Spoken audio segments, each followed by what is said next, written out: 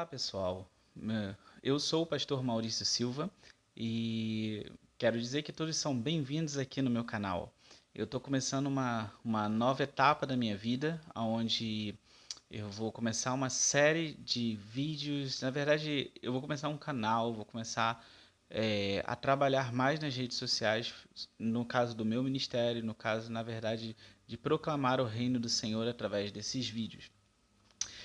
Geralmente as pessoas me conhecem por ser músico, eu sou um claritista. Geralmente as pessoas estão na internet em busca dos meus vídeos tocando, mas eu também sou pastor e eu entendi de Deus que esse é o momento de eu começar, no caso, essa nova etapa da minha vida. E eu estou muito feliz com isso. Esse é o primeiro vídeo de um trabalho, de um ministério, de um projeto que eu tenho chamado Songs of Tomorrow, que é um projeto que mistura música com a palavra do Senhor. No caso, a música e a palavra do Senhor sempre serão parte de mim. Elas não são duas coisas diferentes, elas são coisas que se completam, elas são coisas que estão juntas. Eu adoro o Senhor com a minha música, eu proclamo o Senhor com a minha música e também proclamo o Senhor com a palavra dele.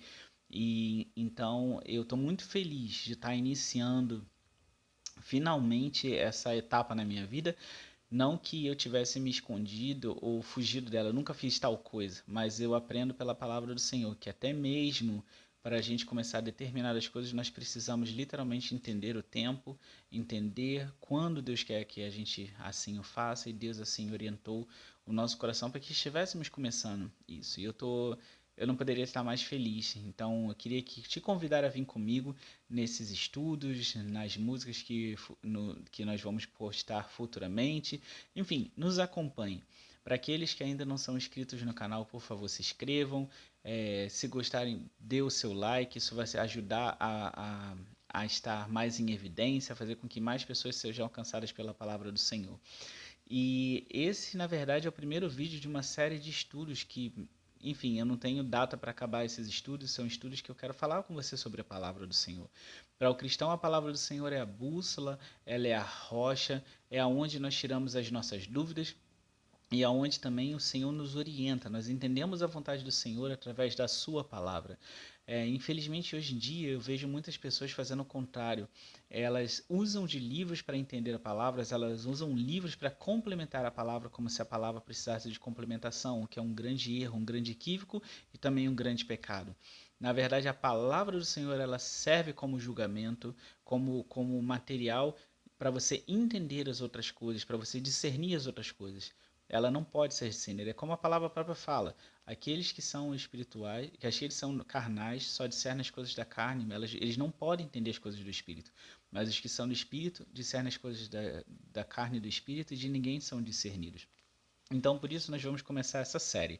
E, especialmente, eu gostaria de começar essa série pelo Apocalipse. E por que isso? Durante essa pandemia do coronavírus, eu e minha esposa nos dedicamos muito a estudar o Apocalipse, não só Apocalipse, Daniel, e todo livro que fala sobre as profecias do fim. Né? A gente entende que o povo de Israel, quando teve os profetas, aquelas profecias falavam para eles a respeito do nascimento do Messias. E aonde nós estamos agora na história da humanidade, na história do desenvolvimento da palavra, da onde a palavra tem dito para nós? Há muito tempo, desde o tempo dos apóstolos, Jesus já tem falado, os apóstolos têm dito que nós estamos no tempo do fim. Nós estamos perto já do fim. Por quê? Porque essa é a próxima etapa que há de acontecer. Nós estamos na graça e a era da igreja, e depois disso vem o quê? Vem os acontecimentos do Apocalipse. E muitas pessoas têm dúvidas sobre o Apocalipse. Na verdade, durante essa pandemia, eu vi muitas coisas erradas sendo pregadas no YouTube, no Facebook, pessoas se equivocando. Enfim, a gente vê isso, sabe, isso não é de hoje. Quantas vezes você já viu pessoas marcando o fim do mundo, ou marcando a data da volta de Cristo, sendo que próprio Cristo disse que só o Pai sabe, entende? Então, assim, nós sentimos pelo Espírito Santo que deveríamos começar essa série buscando entender, através do Espírito Santo, o que a palavra do Senhor fala a respeito das coisas que ainda irão acontecer. Então, Então nós estaremos estudando não só Apocalipse, mas estaremos estudando Apocalipse, estaremos estudando Daniel, estaremos estudando Zacarias, estaremos estudando Ezequiel, estaremos estudando Isaías e toda e qualquer outra palavra que tiver correlação com o fim, de acordo com aquilo que o Espírito Santo nos tocar. Lembrando sempre que aqui ninguém está aqui para me escutar, sabe? Eu sou apenas um instrumento. Eu quero ser porta-voz para você das coisas que o Senhor tem tocado no nosso coração. Amém? Então, nós vamos começar hoje esse estudo a partir de Apocalipse 1. Pastor Maurício, como é que isso vai funcionar? Nós vamos sempre estudar, tipo, cada vídeo um capítulo? Não. Apocalipse 1 provavelmente vai ser um vídeo, mas, por exemplo, se o Espírito Santo nos tocar, nos mostrar algo interessante, nós vamos poder voltar nesse capítulo e falar mais coisas. Por exemplo, só adiantando um pouco para vocês, em Apocalipse 2 e 3, Jesus fala, são as cartas às igrejas da Ásia. E nós temos pelo menos uns 4 vídeos sobre isso, porque nós vamos falar sobre as cartas, nós vamos falar sobre as bênçãos, nós vamos falar sobre algumas coisas interessantes. Então nós temos 2, 3, 4 vídeos falando somente sobre Apocalipse 2 e 3. Então a gente vai tentar fazer isso de uma forma bem completa. É óbvio que nós somos humanos e pode haver falhas, mas vamos tentar fazer o melhor possível, ok? Então eu já falei muito. Já são 6 minutos. Eu queria convidar você a estar abrindo sua Bíblia em Apocalipse 1, para juntos nós estarmos examinando a palavra do Senhor. Lembrando sempre que texto sem contexto é pretexto para heresia. Então sempre busque confirmação na palavra. A palavra do Senhor, você não tem que pegar um versículo isolado e falar que aquilo é uma verdade. Não, você tem que ver a comprovação da palavra, porque apesar dela ter sido escrita em épocas diferentes e por homens diferentes, ela se completa. A palavra do Senhor se completa em todo momento. Então várias heresias, várias coisas ruins aconteceram por coisas isoladas que foram pegas, distorcidas, e hoje em dia nós vemos várias coisas erradas no mundo através desses erros de interpretação. Então sempre esteja buscando o Senhor e sempre confira tudo que for falado aqui, sempre faça uso da palavra para isso. Amém? Então vamos lá. Apocalipse 1 diz assim: Revelação de Jesus Cristo, a qual Deus lhe deu para mostrar aos seus servos as coisas que brevemente devem acontecer. E pelo seu anjo as enviou e as notificou a João, seu servo, o qual testificou da palavra de Deus e do testemunho de Jesus Cristo e de tudo o que tem visto. Bem-aventurado aquele que lê e os que ouvem as palavras desta profecia e guardam as coisas que nelas estão escritas, porque o tempo está próximo. João, às 7 igrejas que estão na Ásia. Graça e paz seja convosco da parte daquele que é e que era e que há de vir, e da dos 7 espíritos que estão diante do seu trono, e da parte de Jesus Cristo, que é a fiel testemunha, o primogênito dos mortos e o príncipe dos reis da terra, aquele que nos ama e em seu sangue nos lavou dos nossos pecados, e nos fez reis e sacerdotes para Deus e seu Pai. A ele glória e poder para todo sempre. Amém. Eis que vem com as nuvens, e todo o olho verá, até mesmo os que os transpassaram, e todas as tribos da terra se lamentarão sobre eles. Sim, amém. Eu sou o Alfa e o Ômega, o princípio e o fim, diz o Senhor, que é, que era e que há de vir, o Todo-Poderoso. Eu, João, que também sou vosso irmão e companheiro na aflição e no reino, e na paciência de Jesus Cristo, estava na ilha chamada Patmos, por causa da palavra de Deus e pelo testemunho de Jesus Cristo. Eu fui arrebatado em espírito no dia do Senhor, e ouvi detrás de mim uma grande voz como de trombeta, que dizia: O que vês, escreve-o no livro, envia-o às 7 igrejas que estão na Ásia, a Éfeso, a Esmirna, e a Pérgamo, e a Tiatira, e a Sardes, a Filadélfia e a Laodiceia. E virei-me para ver quem falava comigo, e virando-me vi 7 castiçais de ouro, e no meio dos 7 castiçais, um semelhante ao filho do homem, vestido até os pés de uma veste comprida, e cingido pelo peito com um cinto de ouro. E a sua cabeça e cabelos eram brancos como a lã branca, como a neve, e os olhos como chama de fogo. E os seus pés semelhantes a latão reluzente, como se tivesse sido refinado numa fornalha, e a sua voz como a voz de muitas águas. E ele tinha na sua destra 7 estrelas, e da sua boca saiu uma aguda espada de 2 fios, e o seu rosto era como o sol, quando na sua força resplandece. E eu, quando o vi, caí a seus pés como morto, e ele pôs sobre mim a sua destra, dizendo-me: Não temas, eu sou o primeiro e o último, e o que vive foi morto, mas eis aqui estou vivo para todo sempre. Amém. E tenho as chaves da morte e do inferno. Escreve as coisas que tem visto. e as que são, e as que depois dessas hão de acontecer. O mistério das 7 estrelas que viste na minha destra, e dos 7 castiçais de ouro. As 7 estrelas são os anjos das 7 igrejas, e os 7 castiçais que vistes são as 7 igrejas. Amém. Aleluia. Vamos analisar um pouquinho esse capítulo. Primeiro, uma coisa bem interessante é que Apocalipse, a tradução dessa palavra, significa justamente revelação, né? E essas revelações, elas foram dadas por Jesus. Jesus é quem revela as últimas coisas, não só a João, mas a toda a sua igreja. Algo muito interessante aqui no 3 é que ele fala: bem-aventurado aquele que lê e os que ouvem as palavras desta profecia e guardam as coisas que nelas estão escritas, porque o tempo está próximo. Então, só o fato de você ler, só o fato de você ouvir e guardar no seu coração a palavra do Senhor já te diz bem-aventurado. Jesus já te diz bem-aventurado. Então, essas palavras, o Apocalipse ele não foi feito para que você tivesse medo do Apocalipse. Ele foi feito, ele foi escrito, ele foi deixado para nós para que nós tivéssemos certeza e esperança da nossa salvação, do que vai acontecer, do destino. Deus não precisava ter revelado, mas ele assim o quis. Então, essas revelações foram dadas por Jesus para a sua igreja. Então, só para vocês entenderem, o Apocalipse não é um livro, sabe, para o mundo. Ele é um livro para a igreja. Óbvio que ele serve como testemunho para as pessoas que não creem. Serve. Mas ele é um livro específico para a sua igreja, para que sua igreja possa estar pronta e preparada. Outra coisa que é interessante é sobre a brevidade do fim, né? A gente se pergunta assim: poxa, já se passaram 2000 anos e por que o Apocalipse diz que o fim está próximo, ainda na época de João? Como eu falei um pouquinho antes, o fim é a próxima etapa da humanidade, né? É a próxima dispensação, a dispensação final, o que nos aguarda após esse tempo da graça que nós estamos vivendo. Ah, mas como assim, Pastor Maurício?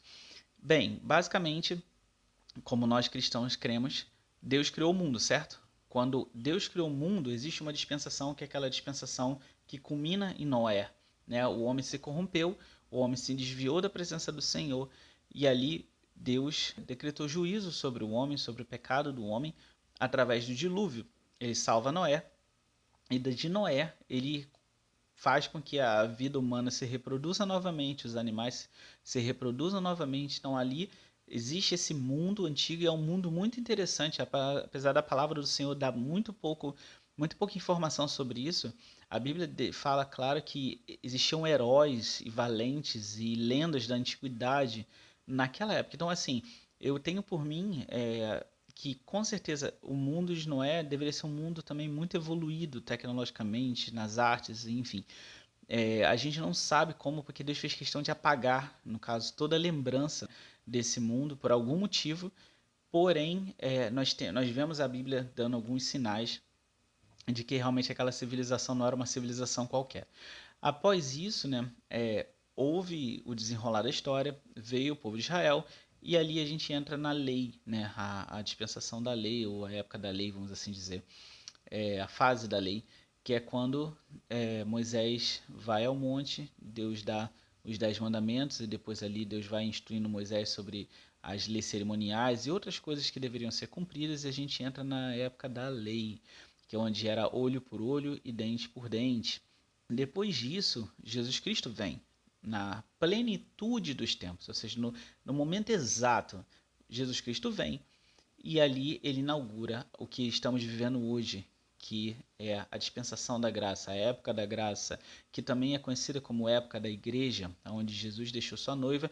E o mais interessante, nessa época é a única época onde o Espírito Santo foi derramado sobre toda a carne, cumprindo a profecia que está escrita em Joel.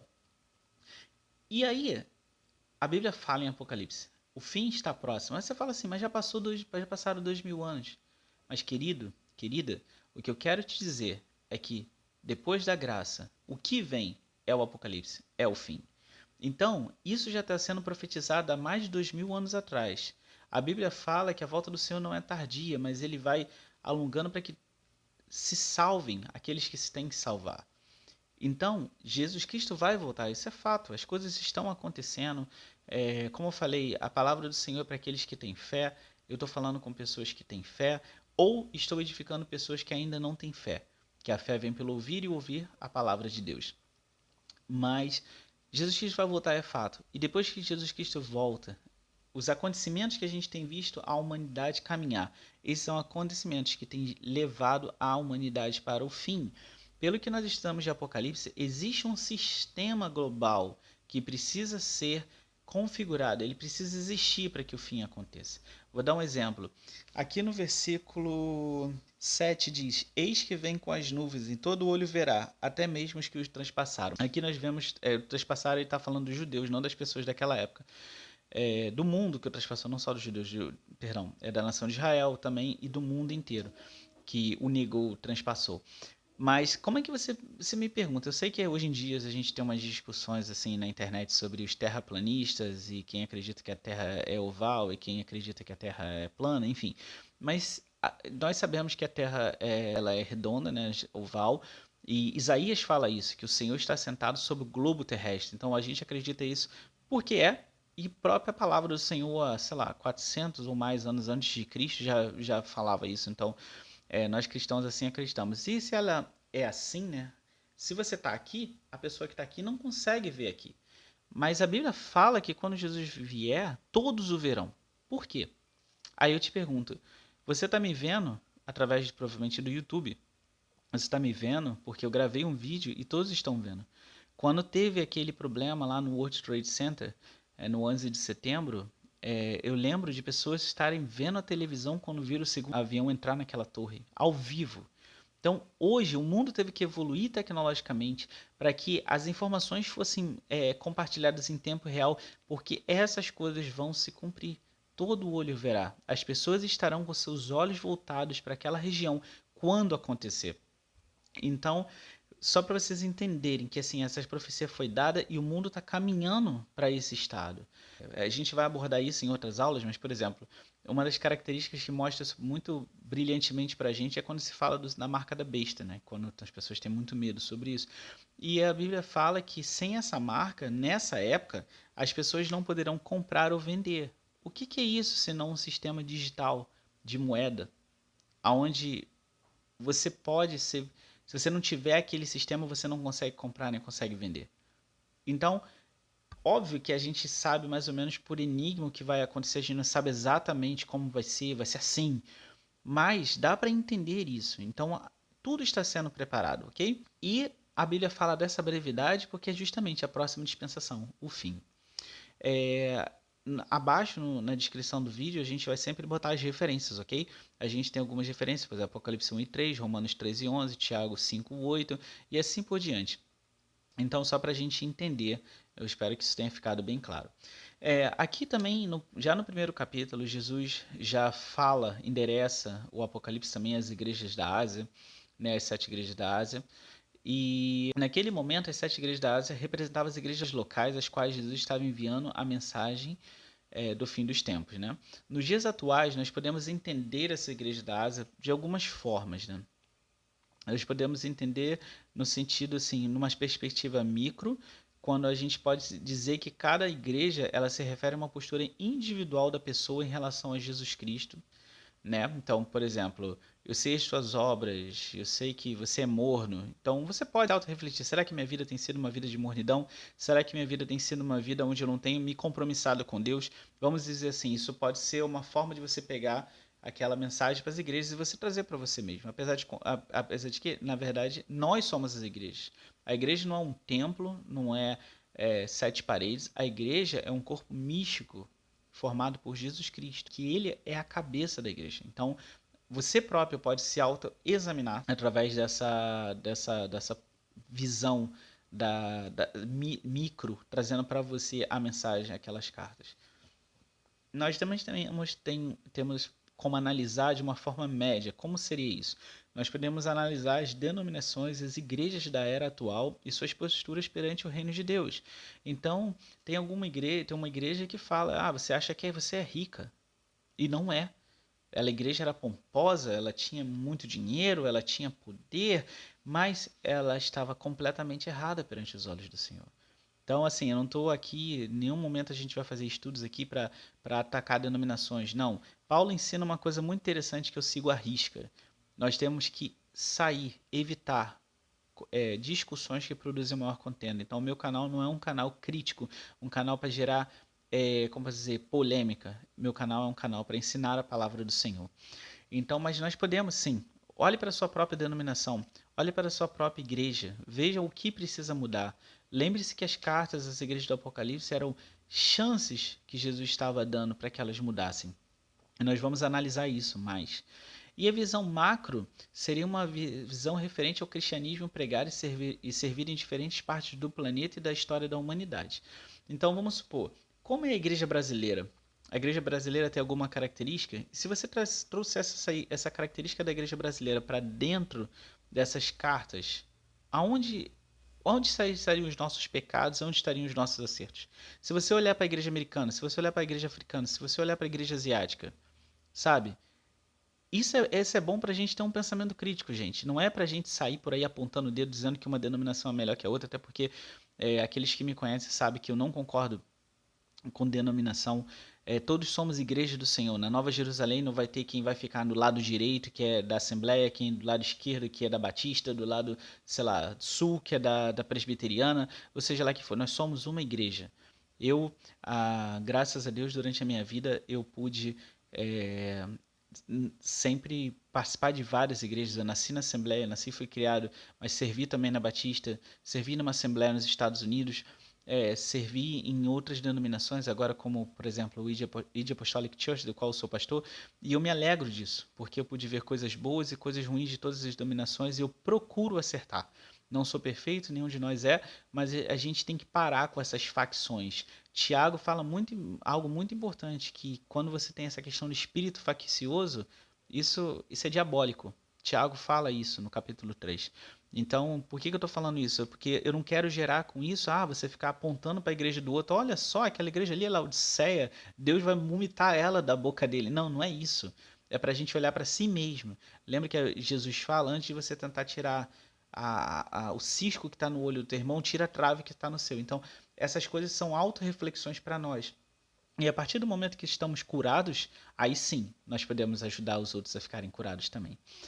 Então, um exemplo aqui, por exemplo, como a mensagem das igrejas se encaixa na nossa vida pessoal? Temos servido a Deus ou toleramos as doutrinas de Jezabel? Né? O que a gente tem feito? Temos servido a Deus ou temos cocheado em dois caminhos? Numa perspectiva média, qual tem sido a postura das denominações em relação ao reino de Deus?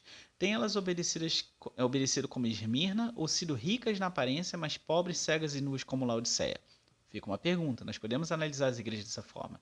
E macro, a igreja primitiva seria um exemplo de Filadélfia? As igrejas perseguidas na África, Ásia e mundo árabe podem ser comparadas às que assim foram relatadas no capítulo 2 e 3 de Apocalipse e também perseguidas? Então são reflexões que nós podemos fazer. Eu deixo aí, eu não vou me aprofundar nesse assunto, mas eu deixo aí algo para te instigar a pensar sobre isso, ok? Seguindo, né? No versículo 4 ao 18, Jesus, no caso, há uma introdução sobre Jesus e João, né? O texto vai falar sobre quem é Jesus, e sobre quem é João. Então, João faz uma pequena, porém clara introdução desta carta com o objetivo de apresentar quem é a revelação, ou seja, Jesus, para quem é a revelação, ou seja, para nós, e o que nós somos e quem ele é e o que viu, ou seja, quem nós somos. O que ele é? Ele é João, apóstolo de Jesus, o discípulo amado. E o que ele viu? A mensagem que o Senhor Jesus o concedeu para assim passar para nós. Desta forma, ele não só valida a mensagem como fiel e verdadeira, visto que as palavras procedem de Jesus. Desta forma, ele valida a mensagem como fiel e verdadeira, visto de quem procede das palavras. E uma coisa interessante é que João estava preso em Patmos, né, uma ilha do arquipélago grego, e lá ele foi arrebatado até o dia do Senhor, em espírito e não corporalmente. Então João explica todas essas coisas nessa parte do versículo 4 ao versículo 18 do capítulo 1. Uma coisa muito interessante que o versículo 7 mostra, quando ele fala sobre todo olho verá, é que a barreira do material e do espiritual ela começa a se desfazer em Apocalipse. Por exemplo, nos dias de hoje, você não vê anjo voando, você não vê Jesus vindo nas nuvens, você não vê uma série de coisas, mas no Apocalipse essa barreira vai começar a dissolver. Né? Neste versículo, versículo 7, ele nos mostra antecipadamente uma verdade recorrente em todo o livro do Apocalipse, que é a queda da barreira entre os mundos espirituais e materiais. Quando ele diz que todo olho verá, ele mostra que grande parte dos eventos maravilhosos serão literalmente observados por toda a humanidade, que os homens já não mais terão dúvidas sobre quem está fazendo cada uma destas coisas. Ou seja, Jesus aparecerá como Jesus. As nações, depois do milênio, quando Satanás foi solto e enganará o resto das nações para tentar atacar Jerusalém e Jesus, as pessoas saberão a quem elas estão atacando. Hoje em dia, você pode acreditar em Jesus ou não, você pode duvidar, mas naquele momento você vai ver. E o versículo 7 é talvez a primeira vez que em Apocalipse que você está mostrando essa barreira do espiritual e do material se dissolvendo. Quando ele fala: eis que vem com as nuvens, e todo olho verá, até mesmo os que o transpassaram. E todas as tribos da terra se lamentarão sobre ele. Sim, amém. Ou seja, todo mundo se lamentará, porque eu não preciso nem dizer que a humanidade está muito longe daquilo que Deus quer, né? Então, a gente vai ver isso. E a gente tem umas outras referências na palavra que mostram isso também, como Daniel 7, do 13 a 14, Zacarias 12, 10, Mateus 24, 30 e assim por diante. Descrição sobre Jesus ressurreto, isso é muito interessante. No versículo 13 e 16, é como se eu considero muito parecido às vezes com o que aconteceu com Tomé, né? Tomé não acreditou, Jesus apareceu para ele, mostrou as mãos e falou: Tomé, mete a mão aqui para que você acredite, aonde a lança me transpassou. E ele fala isso. João faz uma minuciosa descrição de Jesus, só que é uma descrição diferente, é um Jesus glorificado, né? Tal descrição não é só física e de aparência, mas de propósito, mostrando que ele é o princípio de tudo e ao mesmo tempo o fim de todas as coisas. As características apresentadas aqui são relatadas por outros homens de Deus no decorrer da história, como Daniel. Então, se você for pegar Daniel, se eu não me engano, Daniel 10:6, você vai perceber que várias dessas características gloriosas de Jesus elas são também apresentadas antes em Daniel. Então, na verdade, João estava vendo que Daniel viu também. E isto é uma prova inegável de que Cristo e a Trindade já existem eternamente, e não que o Filho de Deus surgiu no nascimento de Cristo ou que o Espírito Santo surgiu no derramar de Pentecostes. Ou seja, eu não quero entrar muito nesse mérito, mas a Trindade, alguns duvidam. E, na verdade, a Trindade ela pode ser explicada por esse versículo. Daniel viu isso quando ele estava lá no Antigo Testamento. Quando Deus fala no Gênesis 1, né, o Espírito de Deus andava sobre a face das águas, ou seja, vê o Espírito de Deus. E Deus disse: façamos o homem. E quando você vai para João 1, a gente vê o verbo, e que todas as coisas foram feitas pelo verbo, ou seja, o verbo, a palavra, que é Jesus. João fala que o verbo é Jesus, então a gente vê a Trindade. Se você pegar Gênesis 1 e João 1, você já vê a Trindade. Daniel é um claro exemplo disso. Queria pedir aqui para minha esposa, a pastora Giza, abre em Daniel 6 para mim, por favor.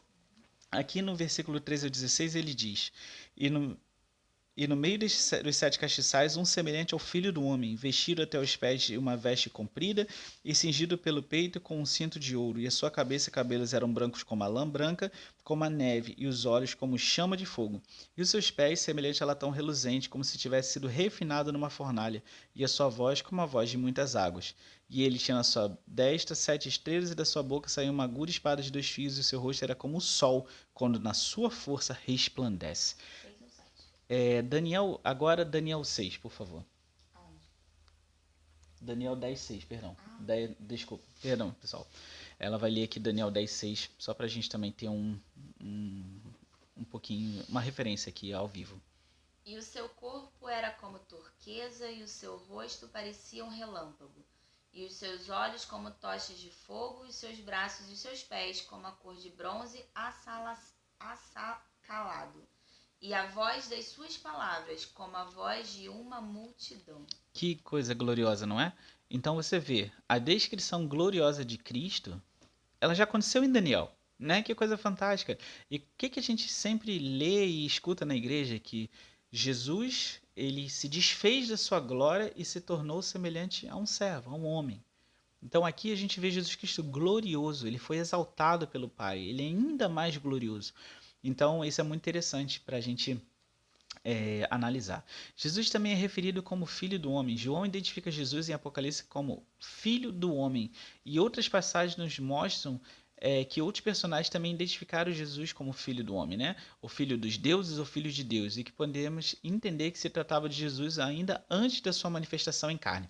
Assim como Daniel teve essa visão de Jesus Cristo, nós podemos também lembrar do que aconteceu com seus amigos, né?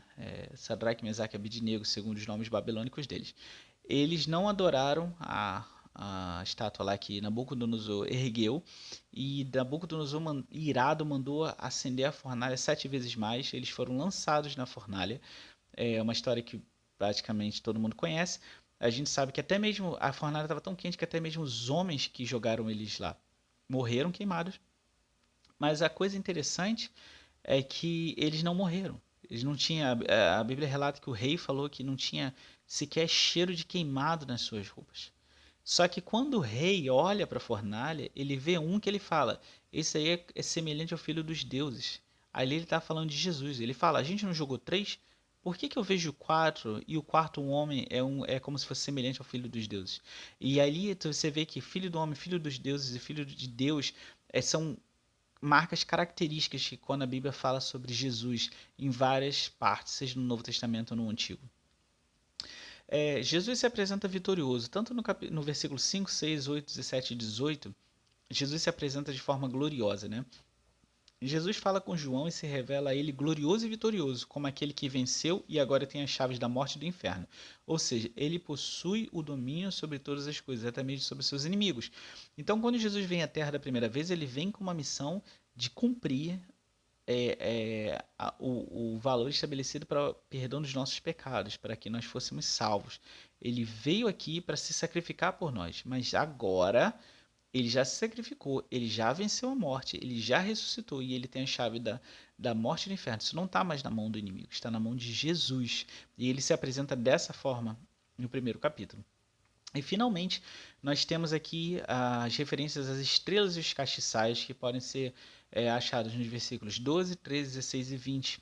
Né? Está escrito assim: segundo este capítulo, Jesus está no meio dos 7 castiçais de ouro e na sua destra 7 estrelas.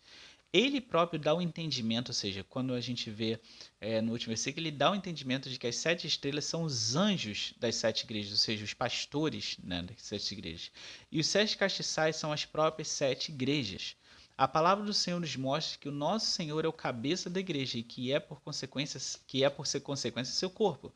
Ele possui domínio sobre a igreja e sabe o que está acontecendo com ela em todo o tempo. Por isso, ele é tão eficaz na demonstração que começa no capítulo 2 e vai até o final do capítulo 3 de Apocalipse.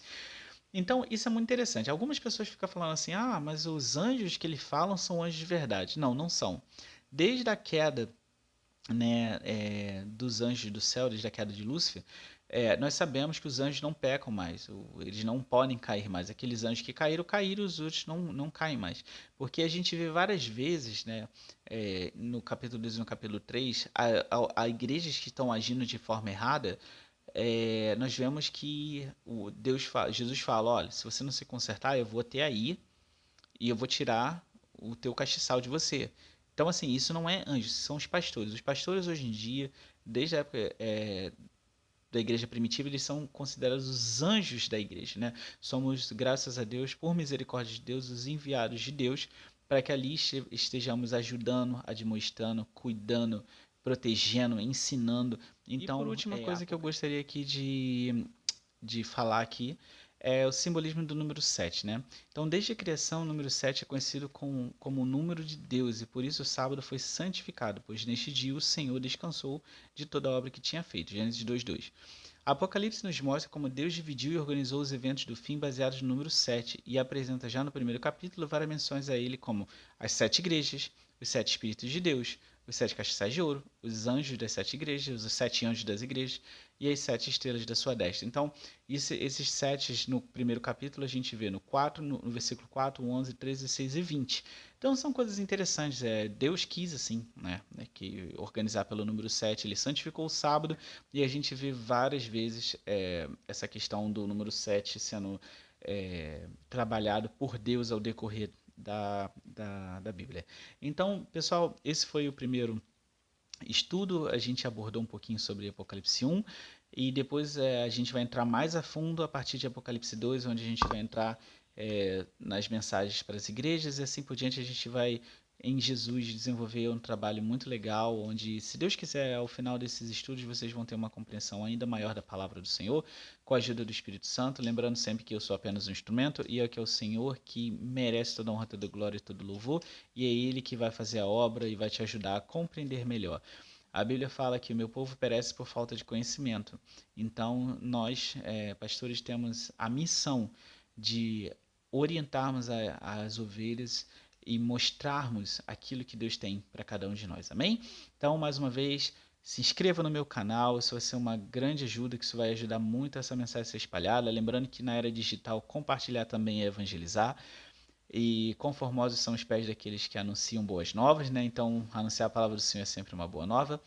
E curta meu canal, se inscreva, curta o vídeo, faça comentários, deixe suas dúvidas. Se eu puder responder, eu vou fazer o meu melhor. Como eu falei, a gente leia as referências, leia a palavra, não acredite em tudo que eu falo, não porque eu vou pregar mentira, mas porque você tem que aprender, ou continuar com o bom costume de examinar todas as coisas perante a palavra de Deus. Nós homens somos falhos, então nós temos que realmente examinar as palavras de Deus em todo o tempo. Nós vamos ter vídeos também, como eu falei, o meu ministério é tanto da palavra como da música, e a gente vai ter outras coisas, outros conteúdos legais no canal. Eu agradeço a atenção e que Deus abençoe a todos. Até o próximo. Amém.